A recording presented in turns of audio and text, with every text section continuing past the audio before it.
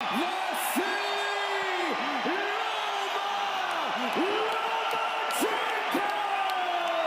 Devin, the Dream Haney. La propagande commence aujourd'hui, les gars. Bombardez-moi l'espace commentaire. Faites-moi exploser cette vidéo. Il faut qu'on dépasse les chiffres qu'on a fait pour Garcia Davis. Parce que là, on part d'un grand moment de boxe. Les gars, ce combat, c'est simple. J'ai plus vraiment de rêve de gosse aujourd'hui. Tu sais, arrivé à un âge où, bon, ta vie c'est ta life, tu vois. Moi, je suis heureux dans ma vie, Dieu merci. Tu vois, aujourd'hui, je suis youtubeur. Youtubeur, c'est une réussite. Non, mais sincèrement, j'ai plus beaucoup de rêves de gosse. Mais si j'ai encore un petit rêve de gamin, c'est d'assister à un combat comme celui-ci. D'assister à une telle affiche aux États-Unis. Un moment de boxe, tu vois. Donc, je pense aux abonnés, peut-être qu'il y a des abonnés Box Attitude qui vont être sur place. Eh bien les gars, kiffez votre moment, kiffez cet instant merveilleux que vous allez vivre, parce que quand on aime la boxe, on aime ce genre de moment, ce genre d'affiche comme celle qu'on va avoir, le combat Vasily Lomachenko contre Devin Haney. Si jamais tu découvres ce combat, tu découvres cette affiche, je sais pas, tu tombes des nues. Ah bon? Lomachenko, Devin Haney. Alors explique-moi pourquoi ce combat, il est intéressant, JC. Eh bien c'est ce qu'on va faire maintenant. Et oui les gars, je vais vous expliquer pourquoi ce combat-là, il est attractif, il est historique, il est intéressant. Il y a tous les ingrédients pour faire que on est hâte d'y être. Lomachenko, disons que, voilà, ce boxeur de 35 ans, et là tu me dis, je connais pas. Alors je vais essayer de te faire bref. Lomachenko, pour résumer ce mec absolument phénoménal, ce génie de la boxe, on va commencer par sa carrière amateur qui est absolument phénoménale. En amateur, il a tout gagné, que ce soit chez les juniors, parce qu'il commence très très tôt la boxe. Loma, c'est son papa qui le met à la boxe, et donc très tôt, il va être performant, mais à l'international. Championnat d'Europe, championnat du monde, il gagne tout. C'est simple, il fait tout le temps médaille d'or, il n'y a qu'une fois il a fait médaille d'argent, et quand il fait médaille d'argent, les championnats suivants, il prend sa revanche et il bat le mec qui l'a battu en finale. Donc le mec, il est incroyable. C'est une machine déjà en amateur, c'est une machine. Il va faire 2 médailles d'or olympiques. Ça aussi, c'est incroyable. Il n'y en a pas tant que ça qui l'ont fait. La première, à Pékin en 2008, juste pour comme ça, vas-y, anecdote. Ils lui ont décerné le titre de boxeur le plus remarquable. Et je trouve que, finalement, ce qualificatif lui colle à la peau. 2012, il va récupérer une nouvelle médaille olympique. Et là, il ne va pas passer professionnel tout de suite. Il va faire un petit entre-deux. C'était les WSB, donc c'était une organisation où c'était entre la boxe amateur et la boxe professionnelle. Tu avais des synchrones de 2-3 minutes, tu avais un maillot. Attends mince, ils étaient torse nu ou ils avaient un maillot? Non, ils avaient un maillot, je crois. Et ils n'avaient pas de casque, ce qui ressemble un petit peu à la boxe amateur maintenant parce que la boxe amateur a changé. Bref, tu étais encore par équipe. C'est-à-dire que lui, il représentait l'Ukraine. Tu avais des équipes comme ça qui représentaient leur pays ou une région du monde. Et donc, ils allaient affronter une autre équipe, tu vois. Par exemple, l'Ukraine, ils allaient affronter, je sais pas, les Mexicains, par exemple. Bref, il a fait une saison avec eux, donc il a fait 6 combats, 6 victoires.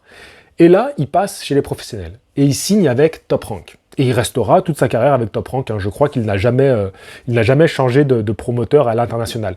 Donc, il est resté signé avec Top Rank en termes de diffuseur. D'accord, il a des promoteurs qui s'occupent de lui, des gars du pays, mais en termes de diffuseurs et de mecs qui gèrent sa carrière à l'international, c'est Top Rank. Top Rank, c'est une illustre boîte. Voilà, ça fait partie des piliers du game. C'est les meilleurs. Top Rank, c'est de l'époque Mohamed Ali, mon gars. Donc voilà, il a bien choisi et puis ça semble bien fonctionner. Et Loma, chez les professionnels, pour te la faire courte, c'est le mec qui a tapé record sur record. C'est-à-dire il légalise le nombre de combats avant d'obtenir un titre mondial. C'est 3 combats. Donc il légalise ce record-là.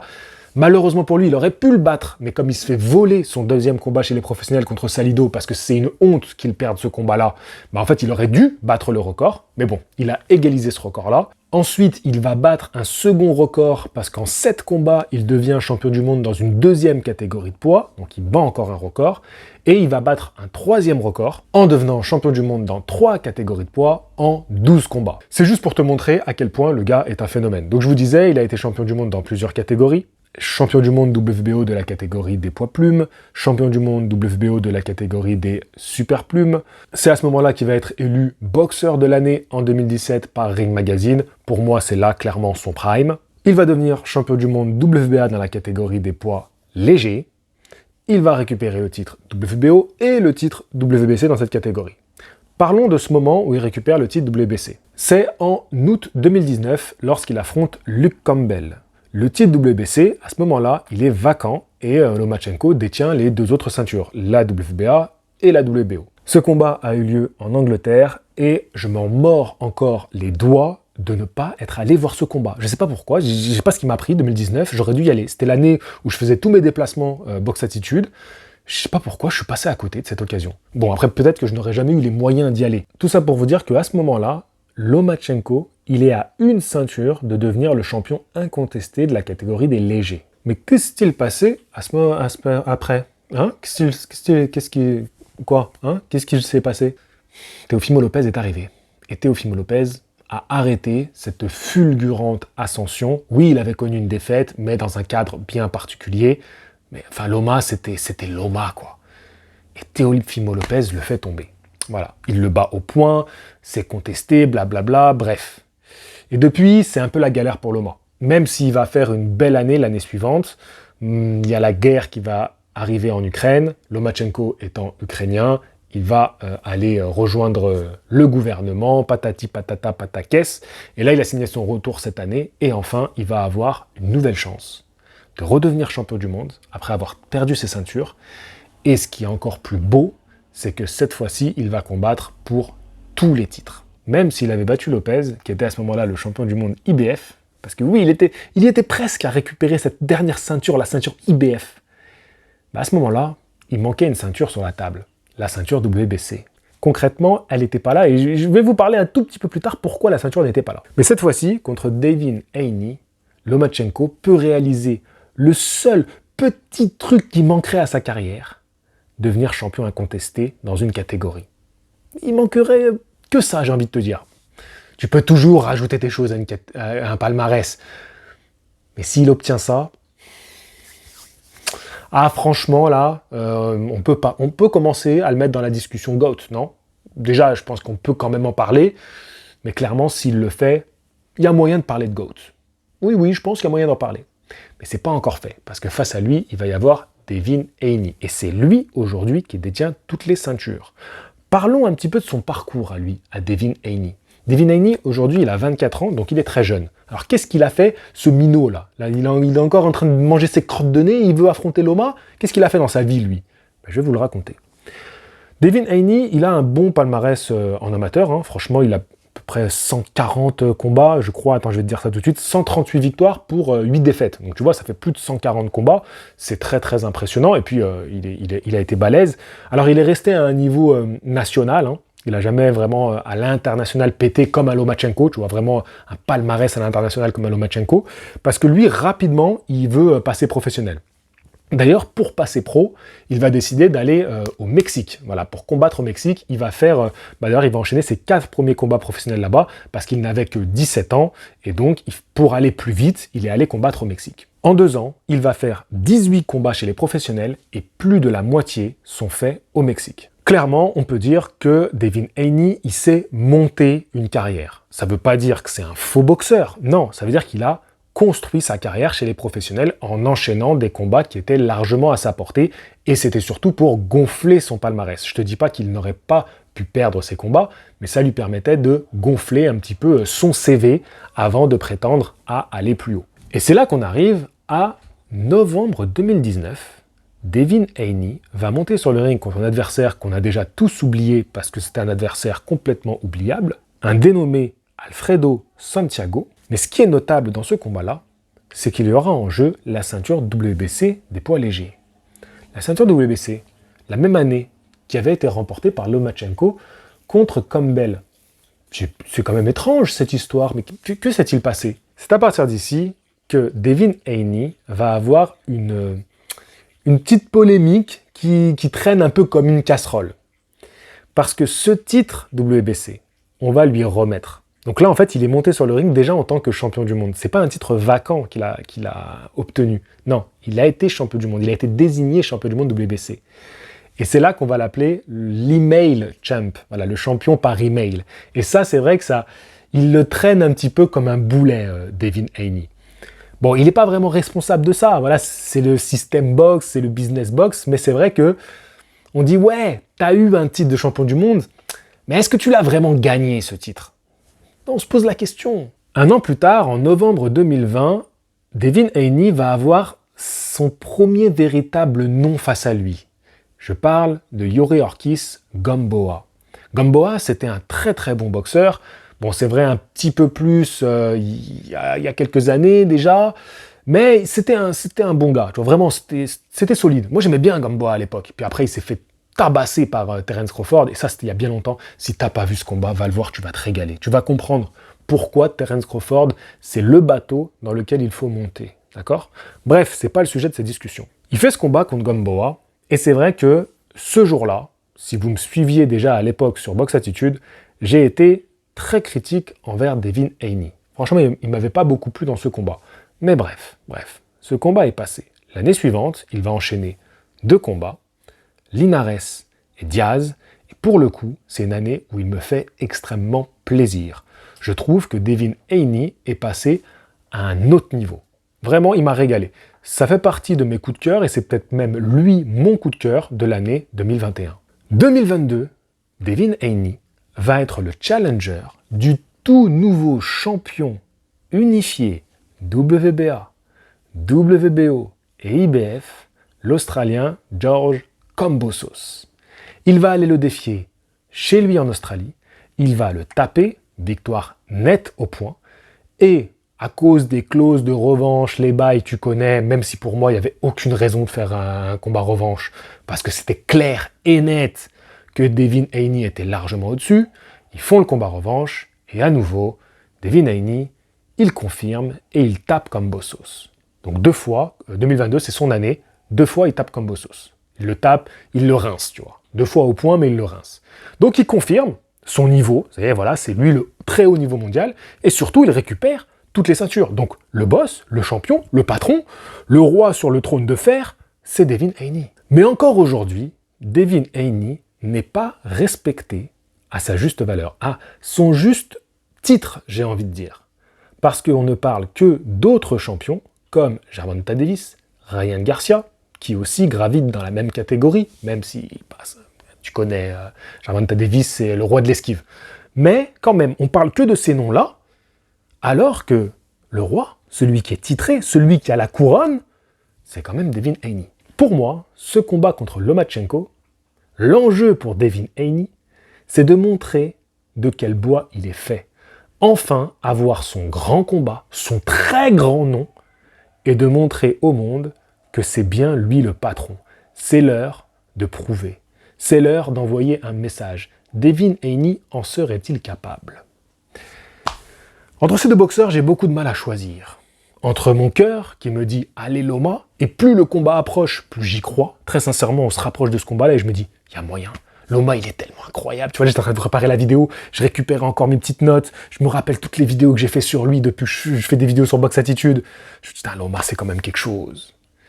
Et Devin Haney, au contraire, tu vois, parce que moi, je pense quand même, parce que ma raison veut que ce soit Haney. Il a la jeunesse pour lui, c'est son moment, c'est son heure à Devin Haney. Je me dis quand même, il n'y a pas trop moyen qu'il perde ce combat-là, tu vois, le timing est trop parfait pour lui, est trop idéal. Il n'y a rien de parfait dans la boxe, mais tout est aligné pour que ça roule pour lui. Devin Haney, il présente bien, c'est un beau boxeur, c'est un super athlète, c'est un mec qui est sérieux, qui aime la boxe. Tu vois, il est discipliné. Son papa, lui aussi, l'a mis très tôt dans la boxe. Il s'est rapproché de Floyd Mayweather, il a été très très appliqué. Il s'est donné pour réussir dans ce sport. Il veut devenir un grand boxeur. Il veut récupérer les titres et le prestige, la legacy, comme on dit, c'est ce qu'il veut. Et ça, c'est ce que j'aime chez lui. C'est vraiment un gars qui me plaît. J'aime sa personnalité. En plus, il est musulman. Ça compte. Oui, ça compte. Je dirais même que ça compte double. C'est un bon gars. C'est un bon boxeur. Mais il lui manque ce panache. Il lui manque ce panache, tu vois. Quand tu récupères une ceinture comme ça, un peu cadeau, quand il affronte Gamboa et qu'il ne nous donne pas ce petit plus, alors que Gamboa, il vient de se faire rincer par Gervonta Davis. Forcément, tu vas être comparé. Et le combat qu'il fait, il est très moyen. Oui, tu tapes Kambosos, mais Kambosos, c'est un mec qui est arrivé là parce que le hasard de bim bam boum, les ceintures passent de l'un à l'autre et c'est Kambosos qui se retrouve champion. C'est pas le champion qu'on attendait, c'est pas le champion qu'on voulait, c'est un peu dingue. Et même si demain il tape Lomachenko, on dira quoi? Ouais, mais Lomachenko, c'était les restes parce qu'il s'est fait taper par Teofimo Lopez. C'est le mec des restes, en fait. Ça manque de saveur. C'est le mec qui arrive le lendemain à la boulangerie et qui récupère les viennoiseries de la veille, tu vois. Elles ont moins de goût, elles sont moins chères, elles ont moins de goût. Je sais pas, pour moi, c'est un peu ça, sa carrière. J'abuse de ouf. Je suis grave méchant. Heureusement qu'il est musulman. Hein. Parce que franchement, s'il n'était pas musulman, je l'aurais encore plus descendu dans cette vidéo.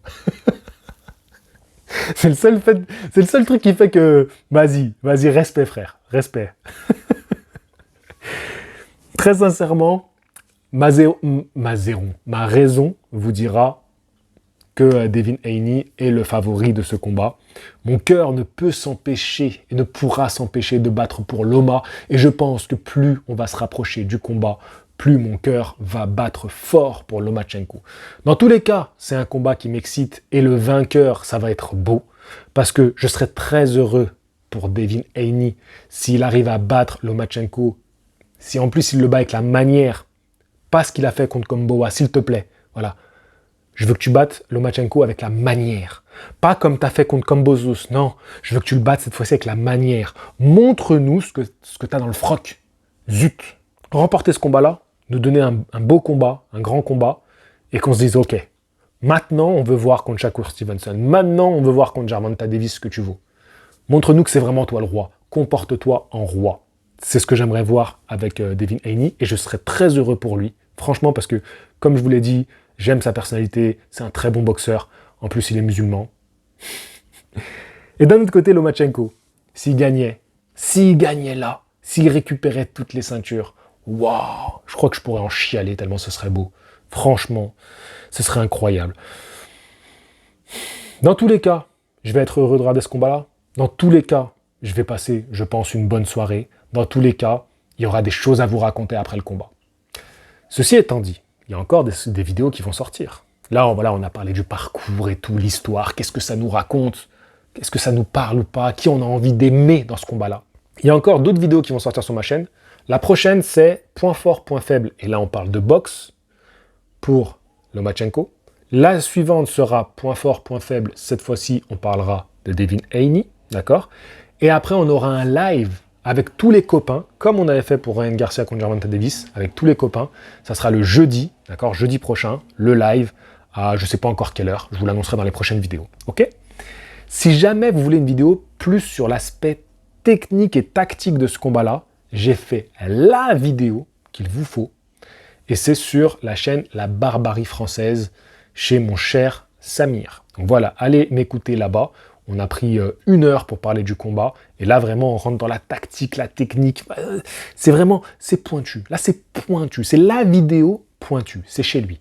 Là, j'étais plus dans le côté histoire autour de ce combat-là. Et franchement, je trouve qu'il y a une belle histoire à raconter. Et je la trouve super. Je trouve que cette histoire, elle est bien plus intéressante que Gervonta Davis contre Ryan Garcia. Je comprends pas. Non, mais s'il vous plaît, dites-moi que vous êtes d'accord. Dites-moi que cette histoire, elle est quand même... Il y a plus de valeur, il y a plus de choses à raconter là-dedans que Ryan Garcia contre Gervonta Davis, même si je suis très bien Gervonta Davis contre Ryan Garcia. Mais là, on parle de quelque chose, là. Je sais pas, moi, je comprends plus rien. Ce monde me rend chèvre. Sur ce, je vous dis à la prochaine. Fighting! Et toi, tu es pour qui? Devin Haney ou Lomachenko? Attendez, oh, mais je suis un malade, moi. Le mec, il a des sponsors, il les oublie. C'est incroyable, ça. Cette vidéo est sponsorisée par la marque de vêtements Felfel, mais également mes 2 partenaires qui vous proposent des stages de boxe anglaise. Alors, soit aux États-Unis, à New York, avec Boxing Culture, soit à Cuba, avec Glory Big Heart. Pour Cuba, le prochain stage, c'est dans 1 mois. C'est début juin jusqu'à mi-juillet. N'hésitez pas à le contacter pour savoir les places qui restent et comment tu veux partir, sur quelle période, ce que tu veux faire. Soit la totale, soit tu t'ajustes. Et le prochain stage à New York, ce sera en octobre. Pareil, tu contactes Boxing Culture. Tout est dans la description de cette vidéo. Allez, ciao.